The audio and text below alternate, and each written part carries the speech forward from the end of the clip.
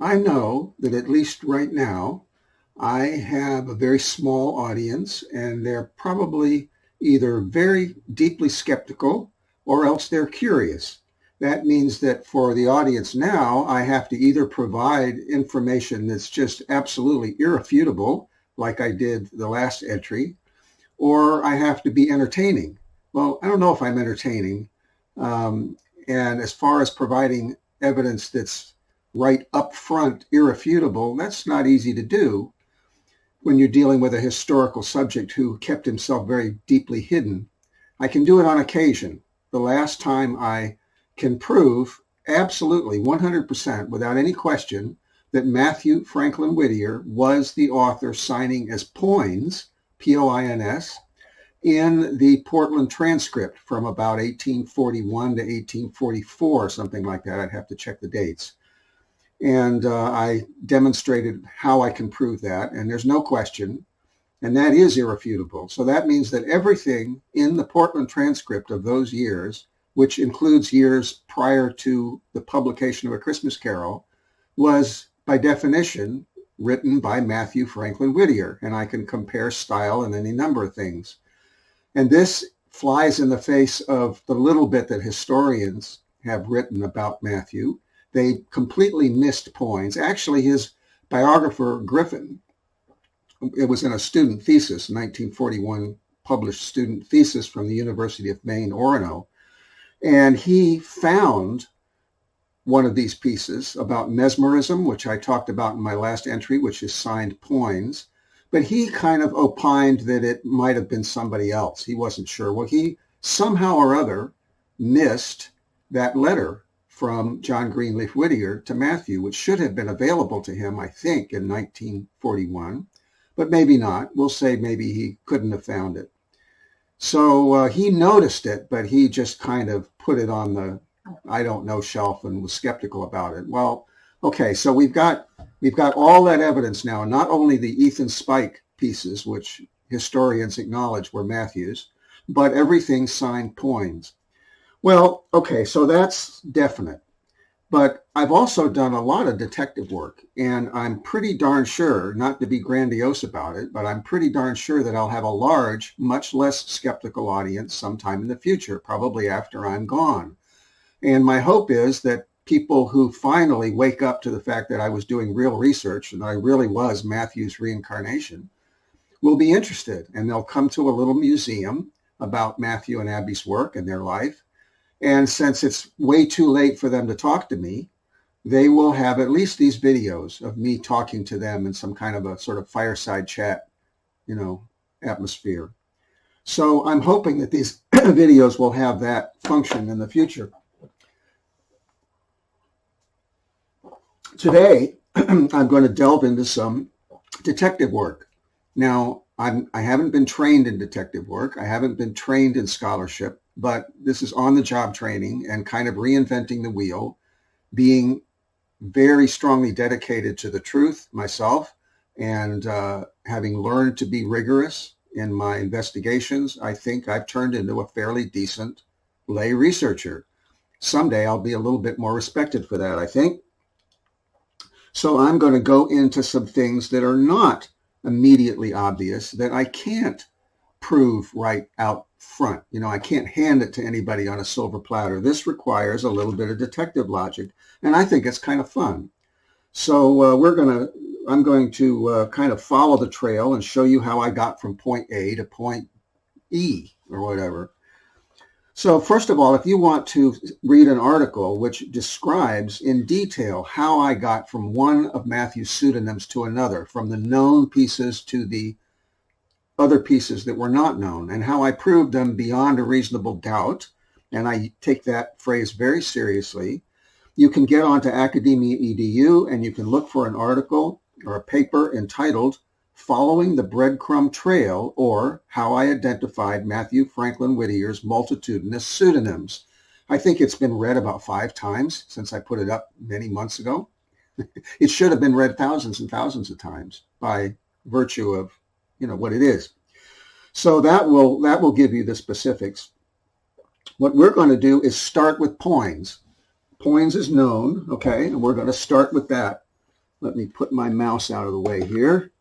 And we're going to return, or as our starting point, to the Portland transcript of October 23, 1841 to March 25, 1843, which probably originally came from a library, rather. And I'm going to get my dollar store pillow out, which I use to brace the spine. Excuse me, everything's done on the cheap around here. It'll just hit my computer.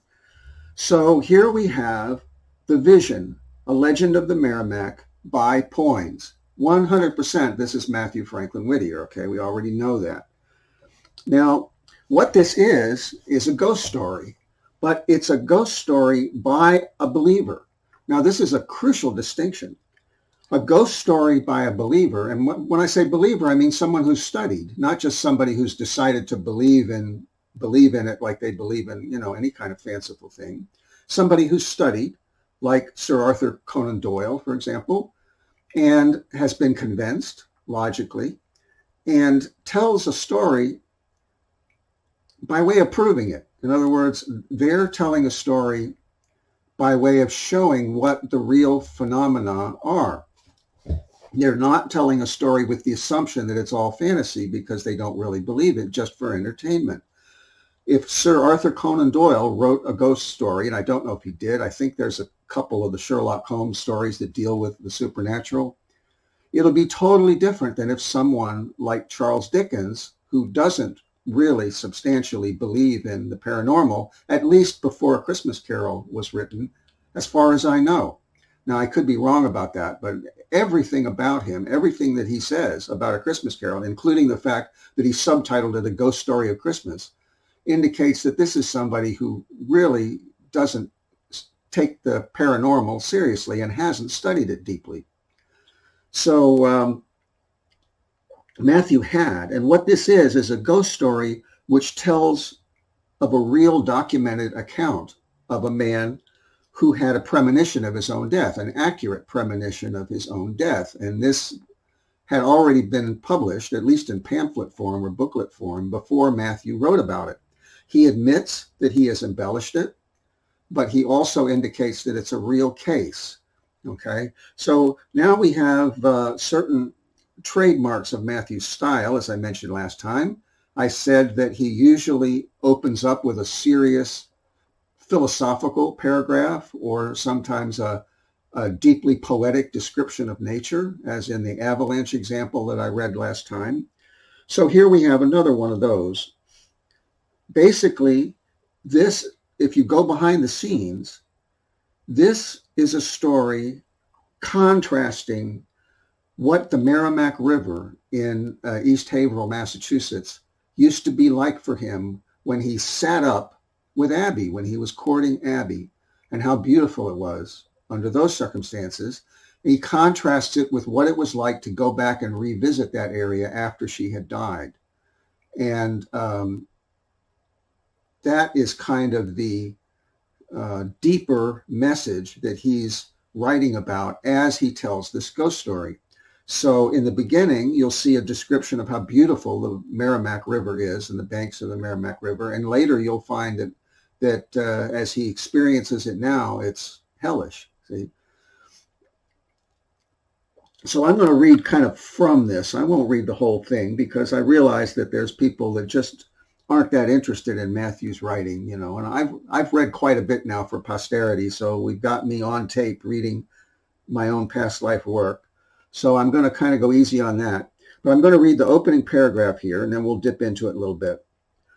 The last rays of the sun, as it sunk behind the picturesque hills that border the Merrimack, were streaming like threads of gold on the quiet waters of that beautiful stream, and from the groves around the feathered songsters, who had during the fierce heat of the long summer day retired to the deep shades of the forest, now poured forth in various notes their evening song of praise. Myriads of insects were filling the air with their monotonous humming, and the frogs, emerging from the cool recesses of the marshy pools, added their shrill pipings and hoarse mutterings to the general concert, which animate nature, with 1,000 voices, seemed to be giving in triumph, as the sun, whose scorching rays during the day had driven them to shelter, now sunk like a blazing comet behind the western hills. That's gorgeously written. This is what Matthew was capable of doing. And then he introduces the town. The town is Rock's Village, which was the town that Abby grew up in East Haverhill, Massachusetts. Here, he just gives the first letter with a dash. This is typical. He uses that style quite often. He says, induced by the delicious coolness attendant upon approaching night, the villagers of R, one among the many quiet little hamlets which ornament the banks of the Merrimack, were seated outside their dwellings, listening to the sighings of the wind among the trees and the gentle rippling of the flowing river. And he introduces the bridge and the bridge tender and so on. Well, that's Matthew sitting up in Rock's Village outside her family home with Abby. See? I mean, that's the symbolism of this. So he goes ahead and tells his story. And then this is, remember that Edgar Allan Poe was publishing, and getting immediately republished in the Portland Transcript during this same period. I demonstrated that last time.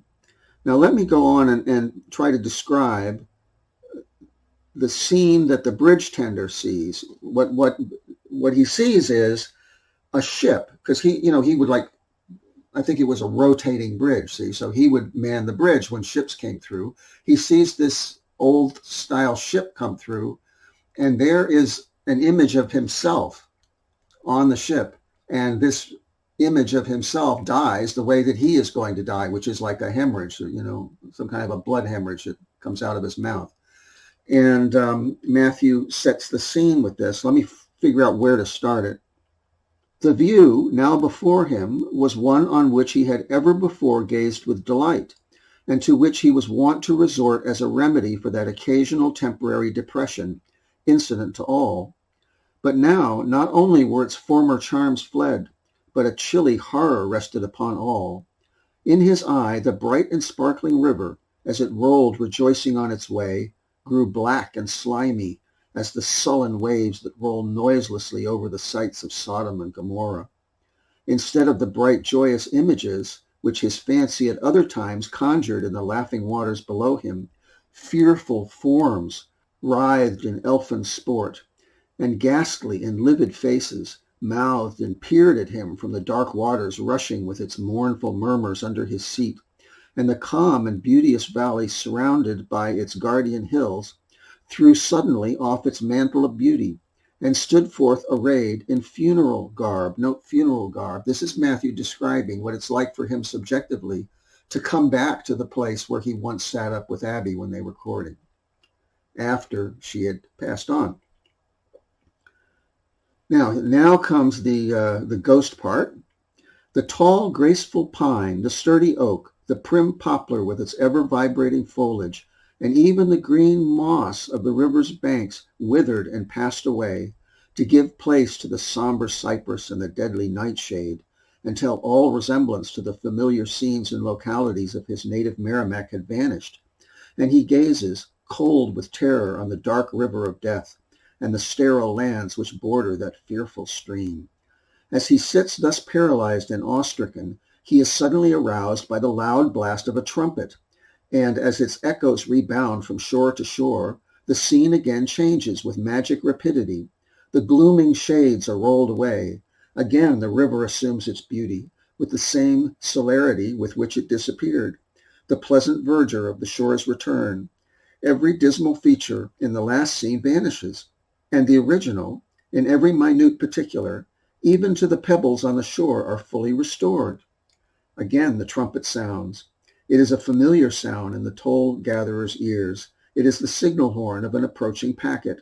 He turns, gazing up through the advancing shades of evening, and beholds looming above the fog wreaths the white and bellying topsail of the fast-coming vessel.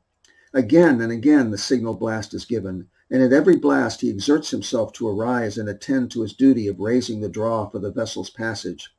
But no, some fearful spell has bound him to the rock. His strong efforts to rise were unavailing.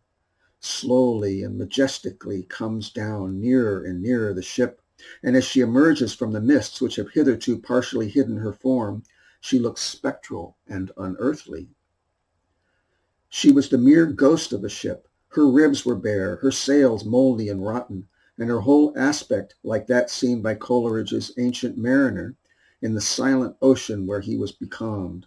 And the crew, like the craft they managed, were spectral. Like the uprisen bodies of the Ancient Mariner's comrades, they were gathered round the mast, and he quotes, "For a charnel dungeon fitter, all fixed on him their stony eyes, which in the moon did glitter."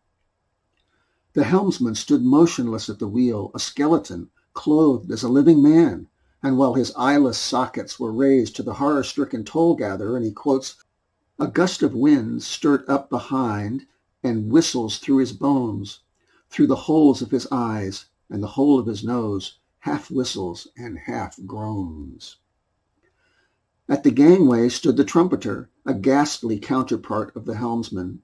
In his fleshless fingers an enormous trumpet was clenched, from which peal after peal in harsh and discordant succession was poured.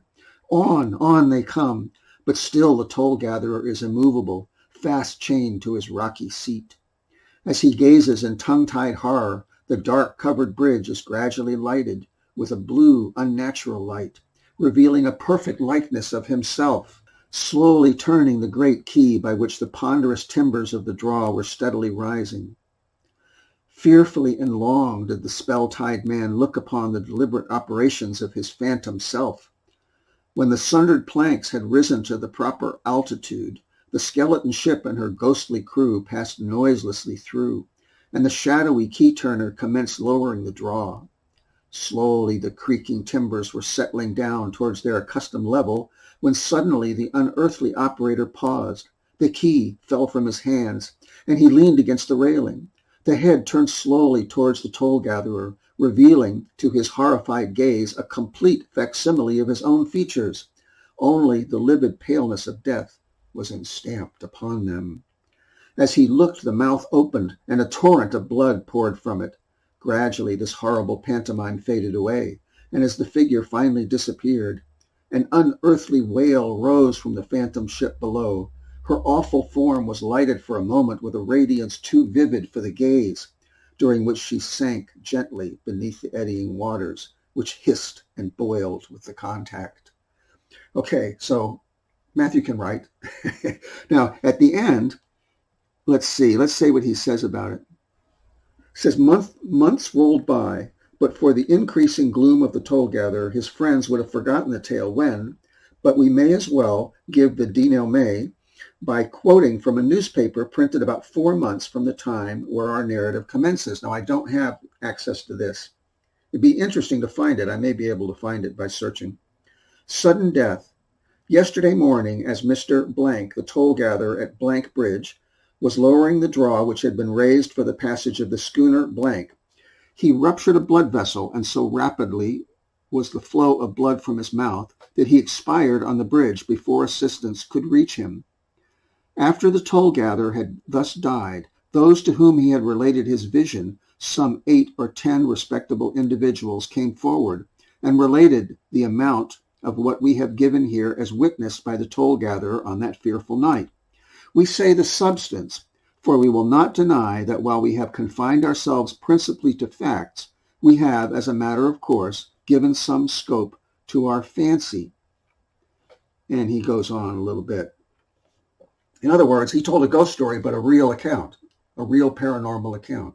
And he admits, because he's strictly honest about these things, Matthew is no plagiarist, he strictly admits that he has embellished it some, but that it was a real event.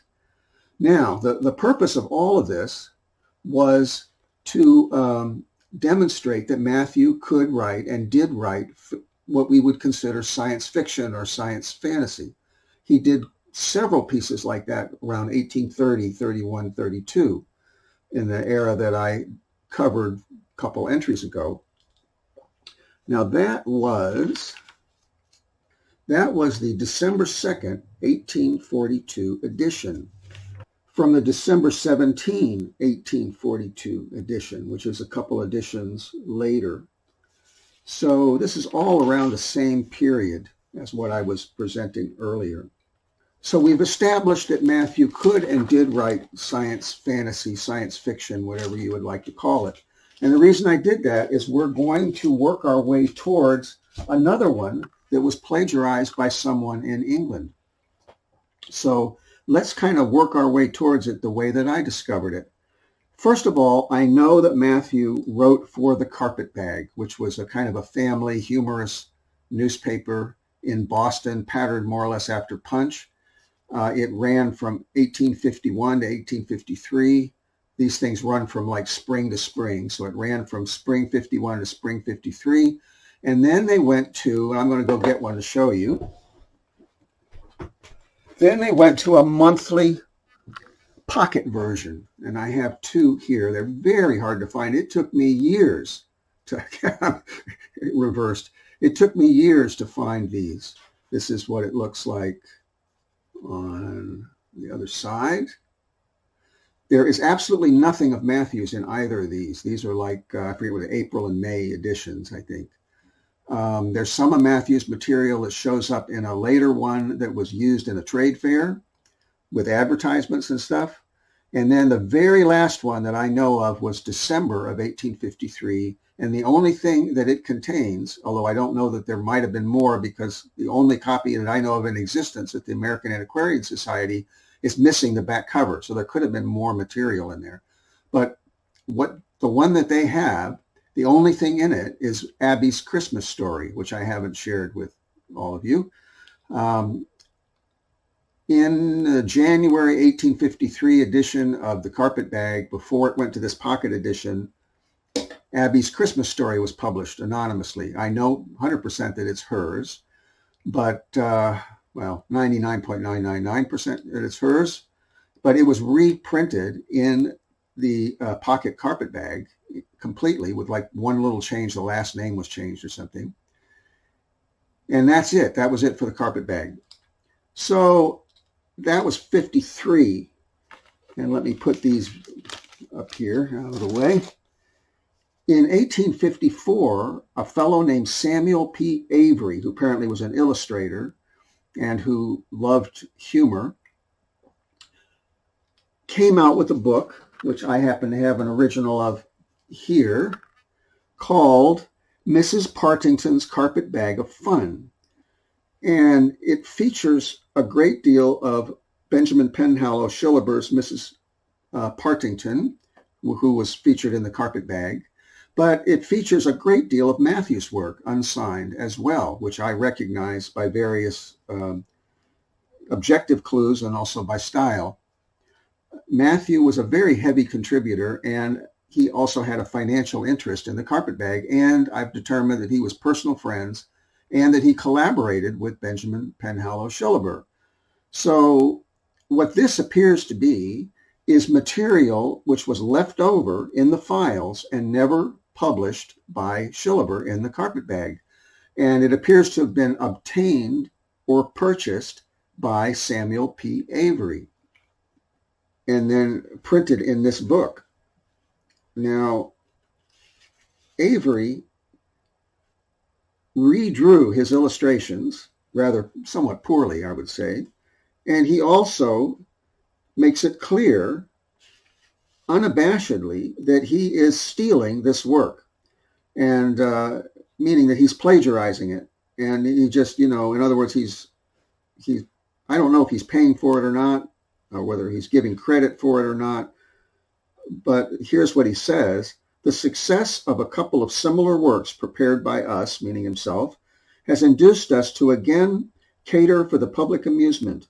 And when we review the good things, parentheses, original and selected, that is, quote, begged, borrowed, and stolen, prepared for an appreciating community, etc., etc. In other words, he's openly admitting that he begged, borrowed, and stole material for his book. Now, there's a number of these that are Matthew's. Some of them I can absolutely, by style, claim are Matthew's. And I won't go into that because, trying to prove this to an audience who has not read Matthew's work is kind of pointless. I've read 2,300 of Matthew's work, and nobody else has. So I'm the only person in a position to say this is Matthew's style. But sometimes I can objectively give you some evidence, which I'm going to do in the next of Samuel P. Avery's books, his compilations. I just wanted to show that we have this one. We know for sure Matthew's in here. We know it came from the Carpetbag. We know that Shillaber was represented as well, and Mrs. Partington. So that's definite. Now, I don't have a physical copy of this. Another book he came out with in 1858, 4 years later, was called The Harp of 1,000 Strings. If you want to buy a copy of that, I think it starts at about $250. And I refuse to buy it. I don't have that kind of money to throw around. And, a kind of a hack plagiarist, that puts together everybody else's work and makes money off it. I'm not going to dignify his memory by paying another $250 to have it. But there's a very nice copy that's available on the Hathi Trust. You can look it up. And if you're connected with an academic institution, you can download the whole book. I don't know if you can download the whole book if you're not. Some of these I went to the trouble of actually downloading the whole thing page by page. I don't think I did that with this one. But anyway, I do have a PDF of it, so I'm going to work from my PDF. And in particular, there are two stories in here that are Matthew's. The first one is unsigned, uncredited, and I'm going to show you how I know that it's Matthew's work. So we're going to go a little bit into my method here. Remember that extraordinary claims require extraordinary evidence, and extraordinary evidence takes time. Okay, you can quote me on that. This is called getting, quote, fits in a clothing store. And it basically tells the story of a country bumpkin who comes to the city for a suit of clothes and goes through various horrifically embarrassing adventures. That's typical for Mathew Franklin Whittier. He wrote all kinds of things on that theme, starting with Joe Strickland in 1826 when he was 13 years old, 12 and 13. See, so way back to his work as a child prodigy, he wrote on this theme. It's one of his absolute favorites because it's autobiographical. That's what Matthew did. He was a country bumpkin. Of course, he had a good education, but probably from his mother and his older brother, and then from Abby and whatever he picked up on his own. But still, he was a country bumpkin who went to Boston and New York. See? So here's what I put down in my notes. First off, it's set in a fictitious Maine town, Cumtown, Maine. Okay, and he acts as though it's a real place. He says you can't exactly find it on the map, for it has been located and incorporated since Mitchell's latest, but it's there, a manufacturing city as large as life, with banks, barbershops, newspapers, and all the usual fixtures and appurtenances of a locomotive go-ahead Yankee settlement. That's typical of Matthew's writing. He creates a person or a place and he invests it with reality, Then there's words that he uses that are part of Matthew's typical vocabulary. He uses the word, he says, let's see, just about the newest thing in the new city is a new cheap clothing store that, quote, riz up or rained down lately on the Jonah's gourd or Aladdin's palace principle. I'm not sure what that reference is, just like instantly, and which by the same mysterious dispensation became endowed with a couple of the cutest Yankee salesmen that the Dirigo, I don't know how it's pronounced. Here I am living in Maine and I don't know how to pronounce that, ever turned out. So riz for rise or rizzed for risen is something that Matthew used quite a number of times. And I haven't written down here how many. I'm going to have to put that in with a graphic. But it was typical for him.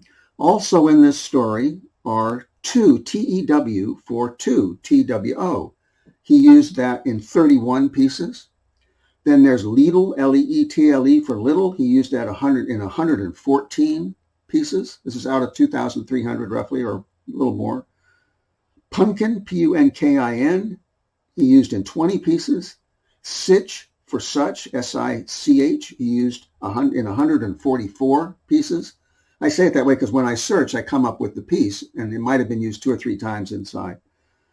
Now, N-E-O-W for now, imitating the Yankee accent. I found 3. He probably used other spellings, which I didn't check on, like Naow.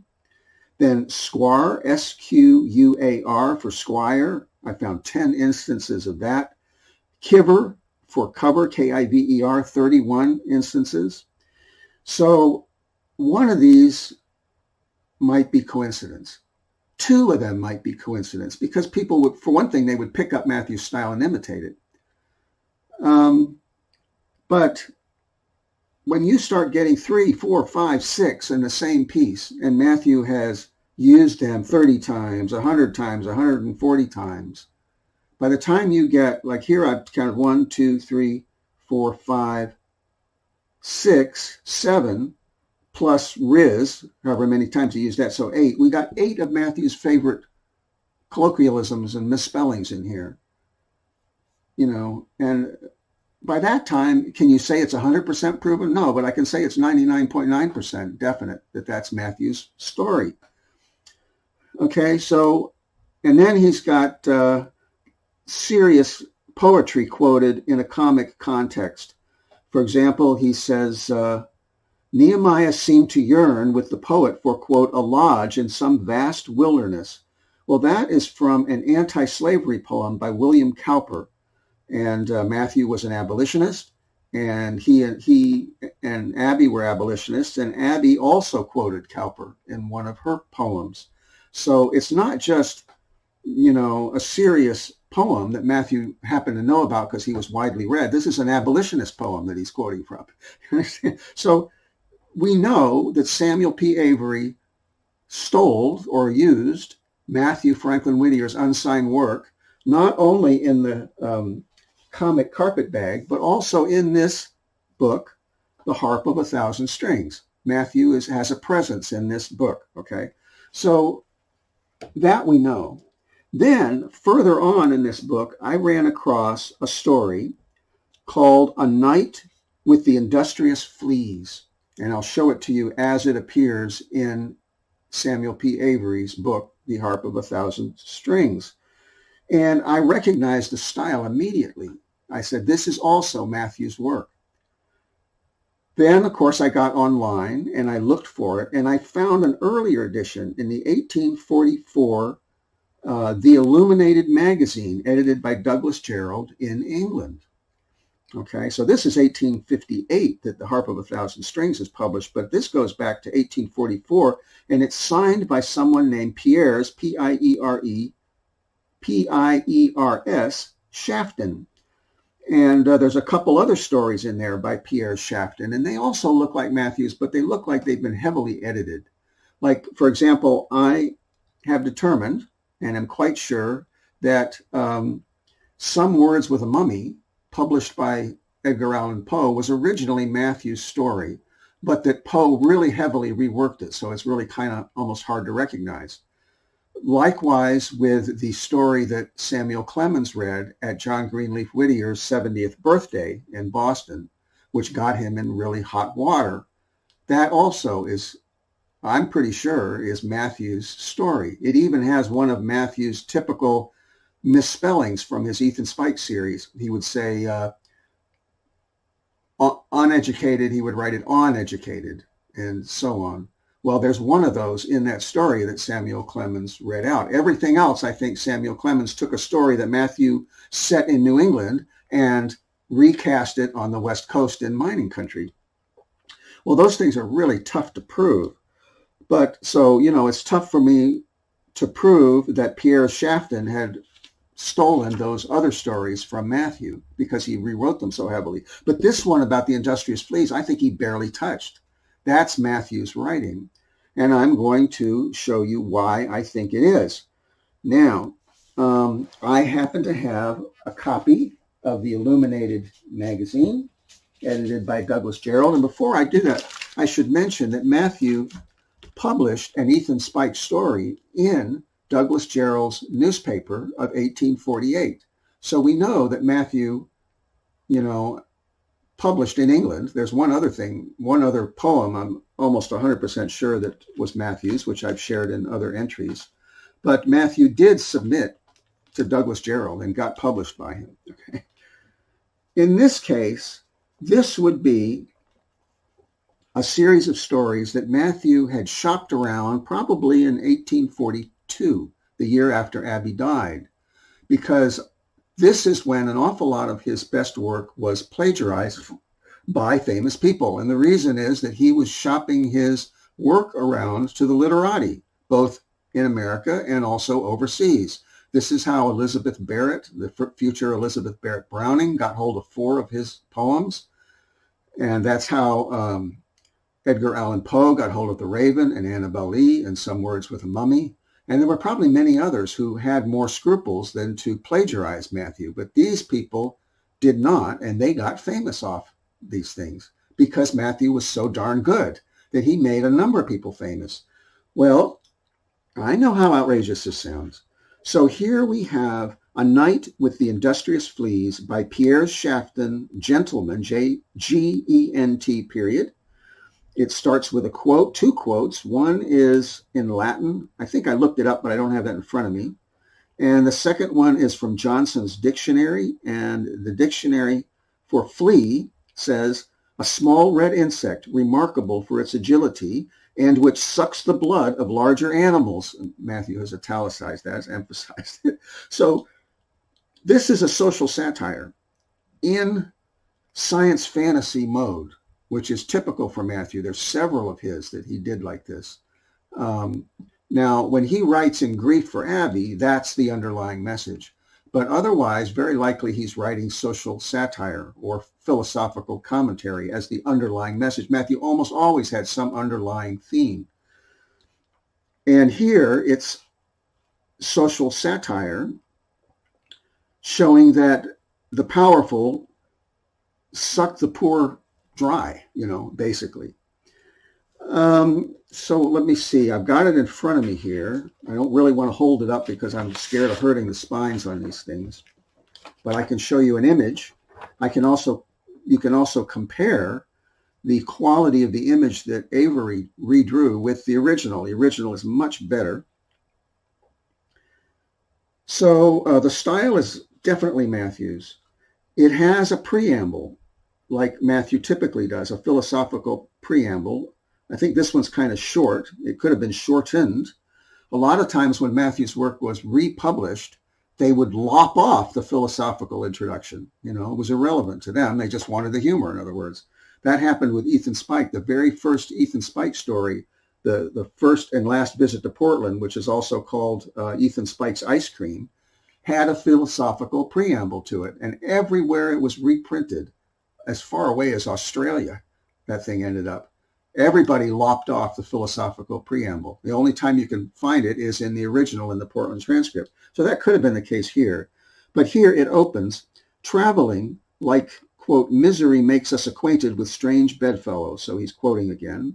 It was on a chance visit to the great metropolis some few years since that I took mine ease at a snug little tavern somewhere between 100 yards and 100 miles of the Haymarket Theatre. A stranger to London, I was inquiring of some of the guests in the coffee room what were the principal sights worth seeing, when I was referred to the landlord as not only the best quarter for intelligence, but as, quote, a sight in himself. And so Matthew is setting this in London and writing as an outsider, but he's not letting on that he's American. Remember that A Christmas Carol was set in London by Americans. So this is published in 44, but likely it was written before, quite a bit before. I would say this was written in 42 or maybe even before Abby died, very likely, because, when he wrote this, he was obviously in a good humor. So I'm guessing that this was maybe 39. That was when he wrote a lot of his best work, when Abby was with him and she wasn't sick. See? Then he goes on, and there's some references in here that we can look up. So let's see, I've got a list here. The opening quotes, that's typical. Social satire, that he's progressive and that he's anti-war as we get into it. So Matthew still had his Quaker upbringing and he was anti-war. That's typical. His use of puns and colloquialisms is typical. In here is the word natur, N-A-T-U-R, which was one of Matthew's typical spellings. I don't know if it was used in England at the time, but Mathew used it in 31 works, and 6 of those were written before 1844. Okay, so that's another indication. Now, as far as references go, he quotes the landlord, and the landlord speaks in dialect, which Mathew wrote in dialect. Says, "You want to see something, do you, sir? Then I have the greatest curiosity in natur, I may say in the whole world, and London to boot. And when you have seen it, you will say it beats the living skeleton, Madame Tushu's exhibition, and the infant lyre to smithereens," or smithereens is the way it's spelled here. So I looked these up, and let's see, I wrote down what they were. The Madame Tushu's is Madame Tussaud's, I don't know how to pronounce that, Madame Tussaud's Wax Museum in Baker Street, London. That's the reference to Madame Tushu's. Then the infant lyre was actually the infant lyra, a musical prodigy who toured Europe from the 1820s to 1832. And apparently somebody writing about him had made a typo in the paper and called him the infant lyre, and that joke stuck. And then, let's see, the living skeleton, Mathew reports on the living skeleton in the May 21st, I've got 41, well, that's not correct, 41 constellation. So it's probably 31 New York constellation. And that person apparently had been a Revolutionary War veteran, and he was on display at Tammany Hall. I couldn't find a British one. There were more than one of them. There may have been a British one at the time. But Mathew had definitely reported on one of them in New York.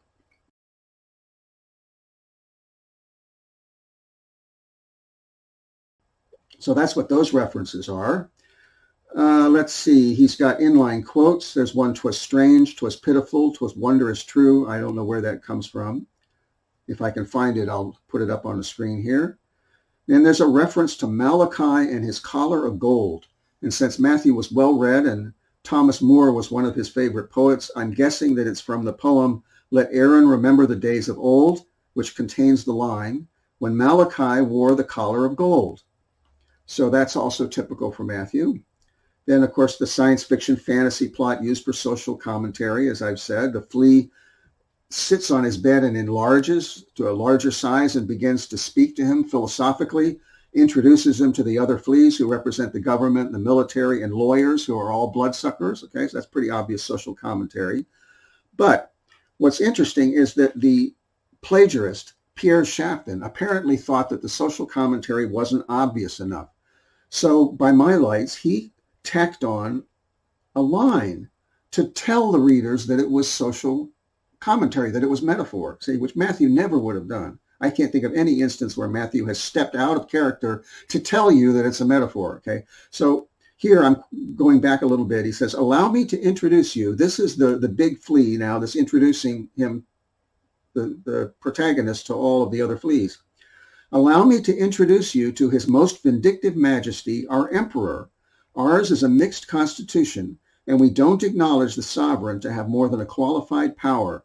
The only real distinction that he possesses is that he is allowed to suck a little more blood than any one of his subjects. Do you perceive any analogy between the royal prerogatives of men and fleas? He. Mathew never would have written that.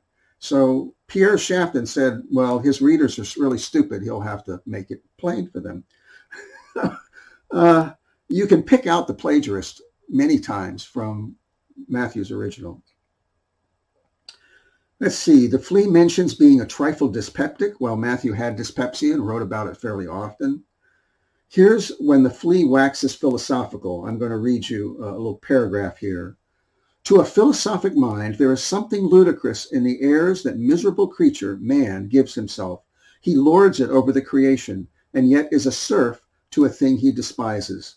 A flea looks upon man as man does the carcass of a sheep, as something to be eaten, as made merely for his use and enjoyment. But the inferiority of the two races is self-evident. If you claim to be superior merely because you are the biggest of the two, my poor, short-sighted friend, you are inferior on your own argument to the unwieldy elephant or the lubberly walrus. Look at the melancholy contrast between our mechanism and muscular strength and your own. I can, when I am disposed for a little exercise, take a leap 70 times my own height. You will run to the theater and applaud a man as if he were a god who leaps up one half as high as himself. And then, too, our mental structure. Pooh, there was something very contemptuous in the way the flea sneered at our intellectual capabilities, but I let him have his fling out. There's also a reference to poverty and poor houses and things of that nature, poor laws, just as you see in A Christmas Carol. My lively friend continued to introduce me in the same graphic and characteristic style to several other members of Flea Society, and I had the honor of making acquaintance with the relieving officers of their poor law unions, and heard that when a flea pauper seeks relief from those admirable institutions, he is set to feed on the carcass of an English pauper, the blood of whom affords the poorest and thinnest nutriment that is capable of keeping a flea's life and soul together. And this principle of their poor law I was complimented at hearing they had borrowed from our own statute books.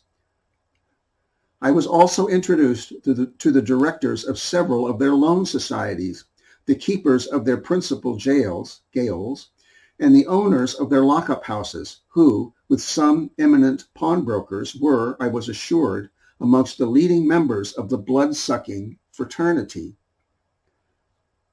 Now, Mathew was a Stoic philosopher, heavily influenced by Stoicism, and he was a satirist. So this is very typical of him. He was also deeply concerned about social issues and social reform. So this is the real Charles Dickens, you understand? Not the one who took on the role of a social reformer because it was thrust upon him by an adoring and misunderstanding public. Now we have these phrases that Mathew uses, like these estimable functionaries. That's very typical of Mathew. He used that from very early on, all the way through his 50-year career. He would use descriptions of that nature. The closing contains a typical pun. Mathew loved puns. You'll see them in A Christmas Carol. Where you see puns in A Christmas Carol, that was Mathew. That was not Charles Dickens. The gray dawn of morning made me at first disposed to treat the whole of the preceding events as the sport of imagination, but the appearance of my outward man, which rivaled the ruddy morn itself, convinced me that I had come to an italics rash conclusion, that it was no dream, and that I had actually enjoyed, quote, a night with the industrious fleas. So there you have it. There's more than enough indicators, what I call Malthusian indicators, to identify this as Mathew's work beyond any reasonable doubt. Okay, that means that he was submitting work overseas, probably in the first half of 1842. It means that he would, in fact, set a story in London. And a number of the elements of A Christmas Carol are seen in here. You know, that it's kind of a science fantasy ghost story with which is presented as though it was, you know, real. And the social commentary, the concern for the poor, and so on and so forth, you know. So you could consider this a kind of a precursor, in a sense, to A Christmas Carol as well. So that's how I got to the industrious fleas. All the links in the chain are strong. All the dots are well connected, you know. The next thing I'm going to do, probably, I keep saying I'm done with A Christmas Carol. I may be now. But the next thing on the agenda is Edgar Allan Poe and the Raven. And we've already seen a little bit of evidence that Mathew could write, you know, like that. But we will see a lot more. And that will be quite a while from now. That'll be another 3 months or so before I can get into that. I continue to try to approach a few Facebook groups and individuals with my paper about A Christmas Carol, and I'm not getting any responses at all. The views of that paper on Academia EDU are going way down. The downloads from my server are going way down. The interest is dropping precipitously, but they've all heard of it. Nobody can steal it because everybody else has already heard of it, and they have the email dated, or they do know when they received it, so they know when the paper was published They know when the email was sent. And I talked about all these things in my previously published books anyway. So I have marked it. They know it's marked. They know it's there. They 99% of them have dismissed it outright as nonsense, and they are quite welcome to do that. So we shall see where that leads eventually, but the next one that comes out is even stronger. So I've got a lot of editing to do, and I will see you next entry.